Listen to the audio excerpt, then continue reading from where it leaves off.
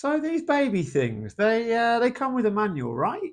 The reality is no parenting book is ever going to get us really ready for fatherhood, but at least give us an idea of the kind of carnage we're about to step into. The problem is, who's got time to actually sit there and plough through a load of books?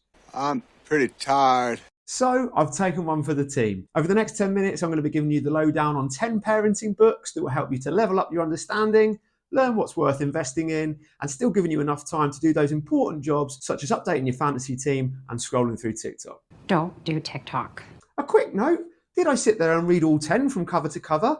No, are you mental? I haven't got time for that. I've got a pregnant wife and a Call of Duty rank that I've got to maintain. Some I've listened to as audiobooks, a couple I've only been able to read a few sections of, but where that has been the case, I have looked elsewhere at summaries and reviews elsewhere on the internet just to make sure that I'm giving you a fair representation, and nobody's paid me to say anything nice, so all of these views are my own. Okay, let's do this. Start the clock. What to Expect When Your Wife is Expanding by Thomas Hill. So this is a comedic parody of the book What to Expect When You're Expecting, which is a massive bestseller, which your pregnant partner will have either read, be intending to read, or will have at least Googled. While there is the occasional useful nugget of information, most of it is just tongue-in-cheek fun poking at those up the duff, as illustrated by sections entitled What Your Wife Will Be Complaining About, Weird Baby Names, and Tips on Avoiding a Sympathetic Pregnancy. It includes a monthly breakdown of what to buy and how much things might cost, which is really helpful. The problem is everything's in dollars and it's full of American references, such as diaper genie, juice dispensers, DVR, which I'm sure if you're stateside will be totally yeehaw. But unfortunately, I think it's going to go over the heads of most people on this side of the pond. The original of this book came out in 1993, and although it's been updated a couple of times since then, it does still feel a little bit dated and some of the jokes do get a bit repetitive. Overall, it's okay for a light-hearted view of pregnancy, but don't really expect much more than that. If you're only going to read one or two books, there are definitely some better alternatives further down this list. The Expectant Dad's Survival Guide by Rob Kemp. Not to be confused with Ross Kemp, who played hardman Grant Mitchell in EastEnders, although I'd definitely like to hear his thoughts on parenting too. This book pitches itself as an accessible guide for fathers-to-be, and to be honest, it does a pretty good job of it. There's some really useful practical advice in here, and it tackles issues such as moving house, getting a new car, and how to deal with your wife when she starts breastfeeding in public.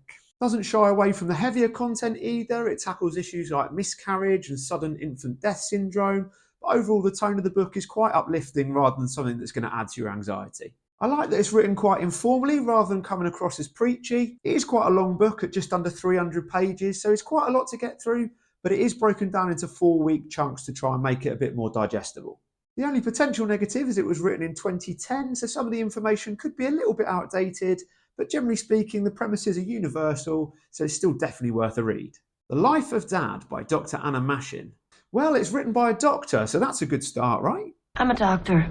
So this book came about following Dr. Mashin's personal experience, where she found that her husband didn't have the support that he needed after a difficult birth, and that led her to undertake a decade-long study with expectant fathers and fathers-to-be, and then she documents her findings within the book. She interviews dads from a whole range of backgrounds about their experience as first-time dads, and then checks in with them periodically to see how they're getting on. Kind of supported by scientific studies that show what's going on with fathers physiologically as well as psychologically. The book also takes a good look at how other countries and cultures approach fatherhood, which I personally found really fascinating.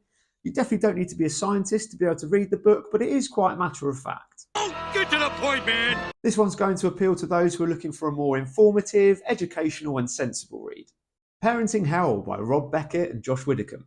So this book is based on the popular podcast that these two comedians started during lockdown when they shared experiences about their own kids. This book is two people who are bad at parenting. It's essentially a load of stories that haven't already been shared on the podcast, so it's still fresh content even if you're already a subscriber. I saw an interview with Rob and Josh where they say the aim of the book is to make dads feel better about the challenges of parenting and to reassure them that while being a dad is bloody hard work, it is brilliant at the same time. I found the book really uplifting, and personally I really enjoy Rob and Josh's humour.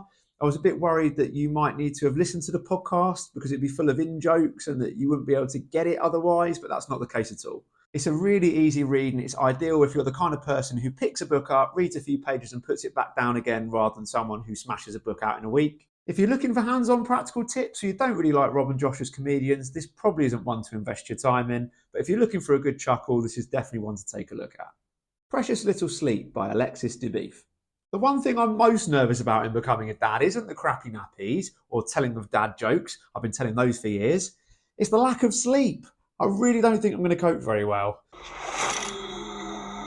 So the fact this book discusses why babies sleep the way they do and offers some practical tools and tips on how to deal with a range of sleep situations is a bit of a godsend. The author is a sleep expert and her methods are based on years of infant and child research. The biggest takeaways from the book seem to be that consistency is everything and that baby needs to learn to fall asleep independently at bedtime. The book offers you a range of advice on how to achieve that and then even tells you what to do if the initial advice didn't work. I also appreciated the fact that there's a little bit of gentle humour peppered in there as well. Now, obviously, I can't talk from a personal standpoint as to how effective these methods are, but I have read a lot of reviews online that suggest they do work. I definitely learned a lot of interesting information, but what I would say is it hasn't done anything to help my nerves. There's a lot to take in, and to be honest, it might have been better to read it once the baby's actually here. How to Be a Dad by Dr. Oscar Duke. So this is another one written by a doctor. I'm a doctor. He's written this book from the unique position of being a medical professional and a new dad. He said he hopes the book goes towards answering those man questions that never quite made it to the pub, and I kind of get what he means. It's those kind of thoughts that you might have had but you would never put in the group chat because you know you'd get absolutely rinsed. An example being, what is a cervix? I would genuinely challenge any male who's not been through pregnancy and isn't a medical professional to give me a straight answer on that. It's a bit like the Loch Ness Monster. I'd heard of its existence, but if you asked me to draw it. This book is set out quite differently from the other books. I quite like the fact it's presented from 3 different angles, from the father, the mother and the doctor.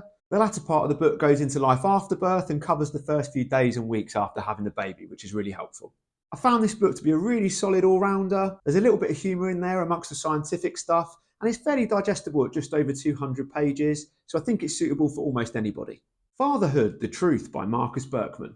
So this is an older title from 2005 that describes itself as a shed-friendly version of fatherhood. It's another book where the first half of the book is about the pregnancy and the second half is about life after the birth, so all bases are covered. There's some good facts and tips in here, but the main thing that stood out to me with this book is that it's really written with some dry British humour. It's almost the British version of what to expect when your wife's expanding. There's a lot of tongue-in-cheek about what a pain in the arse fatherhood is, and the book makes a point of saying those things that have always been in your head but you're not supposed to say out loud. I think readers in other countries might struggle a bit with this one and probably want to avoid, but if you grew up in old Britannia and you were raised on repeats of Fawlty Towers and Only Fools and Horses, then you're probably going to love this one. Lovely jubbly. Commando Dad by Neil and Tara Sinclair. Now, you may be able to tell I am not a military man, despite the haircut, but even I enjoyed this no-nonsense, straight-talking book, which comes from the experience of an ex-commando turned father of 3. Apparently even Prince William's used it. This book is loaded with easy-to-understand advice that's been approved by health professionals and comes in really short and clear bullet points. Most of the content is broken down into day-to-day tasks and life events, and I really appreciated the fact that it gave you shopping lists for equipment that you might need. Although the Commando thing can come across as a little bit gimmicky, ultimately it just focuses on being organised, staying calm under pressure, and getting the job done. Unlike some of the other books, it focuses purely on the period after birth, up to 3 years, and its easy to follow format means that you can quickly refer back to the sections you actually need once the baby's here. I would definitely recommend this one as something a little bit different. The book sold over 120,000 copies, and based on the reviews, people have enjoyed it regardless of where they are in the world. The Pregnancy Guide for Men by John Nero. This newer book from 2021 aims to help us navigate the journey of becoming first-time dads and offers practical solutions to some of the biggest challenges during pregnancy. I didn't think there was too much unique in here compared to some of the other books. And I did see in a lot of reviews people had said that this information is picked up under antenatal classes anyway, but obviously I can't vouch for that yet. The overall tone is quite reassuring, and I like the fact it normalises that fear of the unknown that we're all going through. Like many other books, it picks up the various phases of pregnancy, but I did like the fact it goes into more detail in areas such as birth plans, the pros and cons of finding out the sex of the baby, and things you can do to prepare for labour to make everyone's life that little bit easier. This is another one that will suit expecting dads that are looking for something a little bit more straight talking, and although I found some of the points informative and useful, it was a little bit dry for my personal taste. I need some water. Dummy by Matt Coyne. Now, you may have already heard of Matt Coyne. He has a hugely successful blog and Facebook page called Man vs. Baby, and Dummy is written in the same vein. A good friend of mine gave me this book to read because he loved it so much, and it's not hard for me to see why. Now, this book is not a guide on how to raise your baby, but what it is a sarcastic and funny kind of diary of the first year with all of the terrifying details and some genuine laugh out loud moments. LOL. Even though I'm not a parent yet, the stories and descriptions are totally relatable and at least give you some kind of idea of what to expect on the horizon. One of the highlights for me was profanity bingo, which can be played during labour, and I will definitely be doing with Lauren. The main message of the book is that you might not be getting everything right as a first-time parent, but nobody does. Nobody really knows what they're doing. And as a potty mouth myself, I particularly enjoyed the creative use of swear words throughout the book. If you're not someone who enjoys a cuss word, this one might not be for you. And equally, if you're a big fan of seagulls, I'd probably leave this one as well. If you know, you know. Ultimately, while you won't learn as much from this book as some of the others in this list, I found this to be the most real, and out of everything I read, this was my favourite. And time. Woo! I really hope that's given you a decent flavour of what's out there. As you might expect, there was a lot of crossover between these books, and you definitely don't need to read all 10. It's just different takes on a lot of similar information. So my recommendation would just be to pick one or two you like the sound of based on your preference and style. If you do want to check any of these books out in more detail, I've included links to them in the description below. I'd be really interested to hear from you in the comments section about books that you've really enjoyed, whether they're on this list or not. If you did find this video useful, I'd be super grateful if you could pop me a like. It just helps get the video in front of more new dads. And if you like this kind of content, why not take 10 seconds to quickly subscribe to the channel using the link in the corner. As always, really grateful. Thanks for watching, and I'll see you in the next video.